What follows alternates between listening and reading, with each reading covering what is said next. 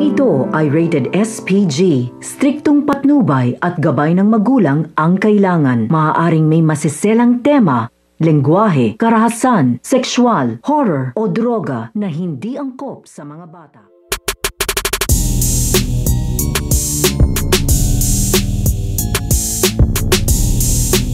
Ang paglipad nito nga ni Darna kasama ito nga kanyang kapatid na ito nga si Ding. Dahil tuluyan na nga dito napabaksak nito nga ni Darna ito nga agent na sumugod nga sa kanila at nanggagaya nga ng itsura ng ibang tao ay dito na nga naglaho ng parang bula ito nga agent na kanyang nakalaban. Kaya nga ito nga si Ding ay lumapit nga ito dito nga sa kanyang kapatid na ito nga si Darna upang tanungin nga ito at mag-request nga dito. Dahil ito nga si Ding ay gusto nga niya daw mamasyal dito nga daw sa taas at sabay nga daw silang lumipad. Pero ito nga si Darna ay pagbibigyan naman dito ito nga ng kapatid nito nga si Ding, pero saglit nga lang daw dito dahil nag-aalala na nga daw dito ito nga daw kanilang Lola Berta dahil hindi nga daw dito sila nakapagpaalam at hindi nga daw dito alam kung nasan nga daw sila. Kaya sa sandaling paglipad dito nga ni Darna at ito nga ni Ding ay tuwan-tuwa naman dito at masayang masaya ito nga si Ding habang tinitingnan niya na dito ito nga baba. So pakakaabangan nga natin dito ang paglipad dito nga ni Ding kasama ito nga si Darna.